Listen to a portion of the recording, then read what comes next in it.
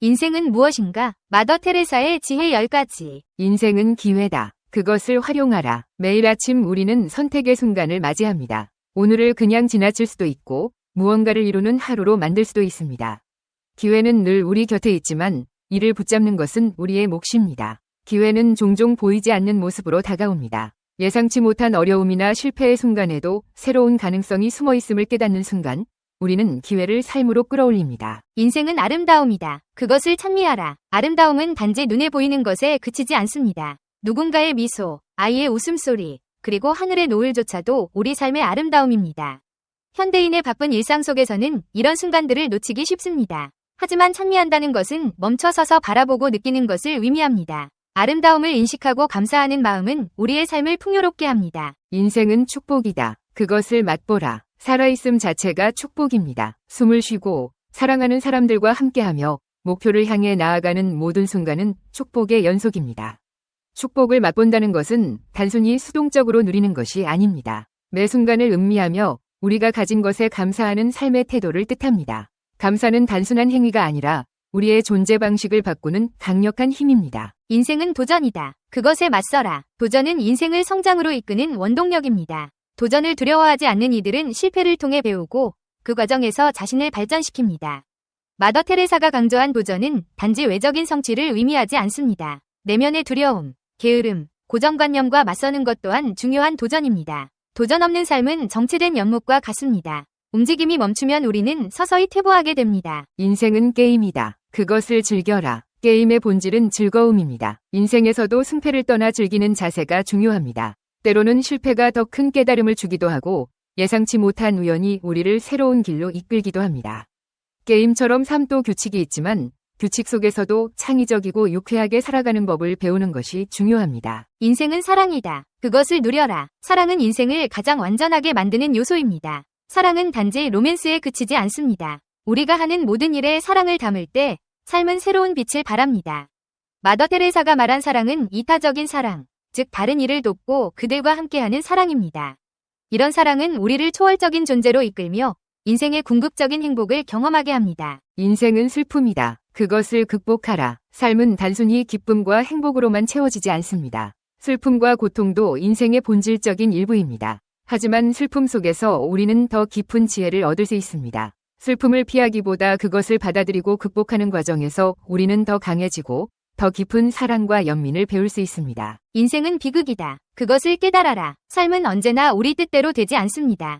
비극은 우리에게 겸손함을 가르치며 우리 삶의 연약함을 인식하게 합니다. 그러나 비극을 단지 슬픔으로만 받아들인다면 우리는 그 속에서 배우는 기회를 놓칠 수 있습니다. 비극은 인생의 본질을 깨닫게 하고 우리가 진정으로 중요한 것이 무엇인지 성찰하게 만듭니다. 인생은 생명이다. 그것을 소중히 여겨라. 삶은 한정된 시간 안에서만 허락된 선물입니다. 마더 테레사는 생명의 소중함을 일깨우며 우리가 매 순간 생명을 존중하고 그것을 아끼는 삶을 살아야 한다고 말합니다. 이는 단순히 우리의 삶만이 아니라 다른 사람의 삶, 자연, 그리고 이 세상의 모든 생명을 아우르는 메시지입니다. 인생은 행운이다. 그것을 만들라. 행운은 기다린다고 오는 것이 아닙니다. 준비된 사람만이 기회를 통해 행운을 만들어냅니다. 우리가 열심히 노력하고 긍정적인 마음가짐으로 삶을 대할 때 행운은 스스로 다가옵니다. 마더 테레사의 메시지는 수동적인 기다림이 아닌 적극적인 행동을 통해 자신의 행운을 창조하라는 것입니다. 섬길 줄 아는 사람만이 다스릴 자격이 있다. 마더 테레사의 삶과 메시지. 미국의 찰스 콜스는 미국 의회 역사상 가장 감동적인 순간에 대한 이야기를 했습니다. 그 순간은 인도 캘커타의 고인이 되신 테레사 수녀가 미국 국회를 방문하여 연설했던 때라고 합니다. 미국 사람들은 대부분 연설 때 연설자에게 박수를 아끼지 않는다고 하는데 이상하게도 테레사 수녀가 연설을 마치자 그 누구도 박수를 치지 않더랍니다. 오히려 침묵만이 감돌았다고 합니다. 그들은 숨막히는 감동과 전율이 그들의 가슴과 목을 누르고 있었기 때문에 박수를 칠 여유조차 없었던 것입니다. 그 이유는 마지막 테레사 수녀가 던진 한마디의 말 때문이었습니다. 섬길 줄 아는 사람만이 다스릴 자격이 있습니다. 마더 테레사는 유고슬라비아에서 태어났습니다. 시위원을 지낸 아버지와 독실한 신자인 어머니 사이에서 일남이녀 중 막내로 부모의 사랑을 한몸에 받고 자랐습니다.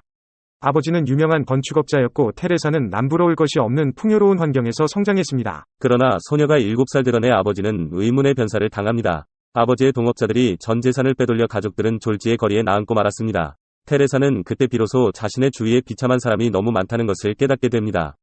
그래서 어머니에게, 어머니, 저는 평생 동안 가난한 사람들을 위해 일하겠어요. 라고 말합니다. 테레사는 가족을 떠나 로레타 수녀원에 들어갔습니다. 1929년 아일랜드 로레타 수도원 소속으로 인도 성마리아 여학교에 부임했습니다. 그러나 그녀는 창문 너머로 거리의 한센병 환자들을 계속해서 주시했습니다. 나는 그들의 눈에서 두려움을 보았습니다. 적절한 의료 혜택을 받아본 적이 없는 두려움, 사랑을 받아본 적이 없는 두려움을 보았습니다. 고 그녀는 말했습니다.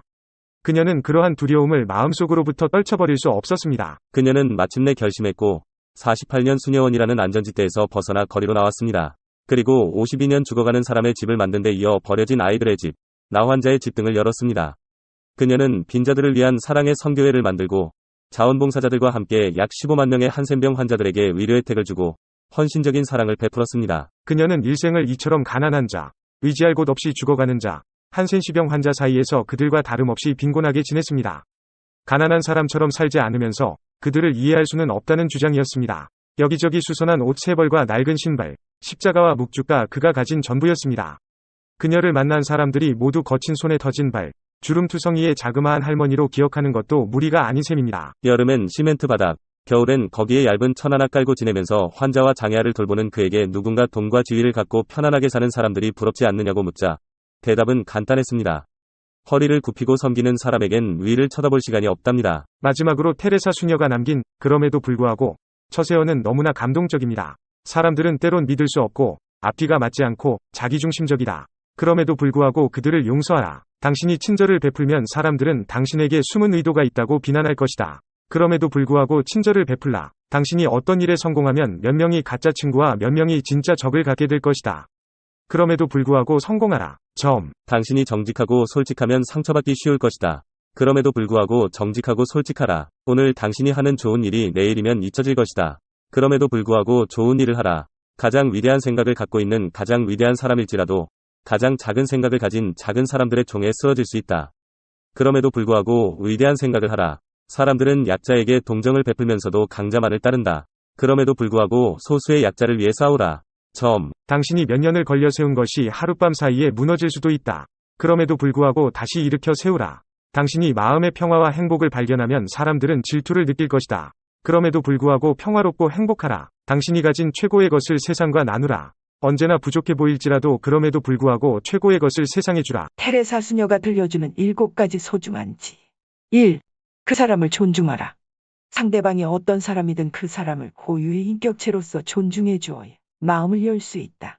2. 먼저 그 사람의 입장에 서보라. 무엇이든 나의 마음을 전달하기 전에 그 사람이 어떻게 받아들일까를 먼저 생각해야 한다. 그러면 그 사람이 원하는 것과 내가 주고자 하는 것을 일치시킬 수 있다. 3. 관심을 지속적으로 유지하라. 일시적인 관심은 무관심보다 더 큰 상실감을 준다. 한두 번 존중하고 배려해 주다가 참지 못해 포기하거나 관심을 꺼버리는 것은 상처만 남길 뿐이다. 4. 그 사람 자체에 감사하라. 그 사람이 나에게 무엇을 해주었거나 무엇이 되어주었기 때문이 아니라 단지 내 곁에 존재해 주었다는 이유만으로 내 삶은 더 풍부해질 수 있다. 5. 그 사람을 자세히 관찰하라. 보는 만큼 알게 되고 아는 만큼 좋아할 수 있고 좋아하는 만큼 배려해 줄 수 있다. 가까운 사람들의 행동을 보고 이야기를 경청하는 것으로 관찰을 실천하라. 6. 자신의 아픔을 치유하라. 자신은 누군가로부터 상처받아 있으면 어떻게 다른 사람에게 진심으로 관심을 가지고 배려할 수 있겠는가? 행복한 사람만이 다른 사람에게도 행복을 전할 수 있다. 7. 그 사람을 격려하라. 잘한 일에 대한 칭찬에 그치지 말라.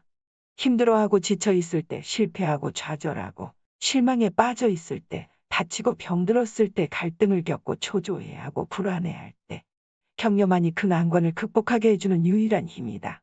철학 증명 문제. 왜 성필원이 세상에 존재해야 하는가? 왜 무가 아니고 유여야 하는가? 세상에 성필원이라는 존재가 없다고 가정해보자. 그렇다면 아무런 법칙도 존재하지 않을 것이다. 결국 법칙도 어떤 것이기 때문이다. 아무 법칙도 존재하지 않는다면 모든 것이 허용될 것이다. 모든 것이 허용된다면 무는 용납되지 않을 것이다. 따라서 무는 그 자체를 용납할 수 없다. 그러므로 성필원은 이 세상에 존재해야 한다. 철학 문제 증명 끝.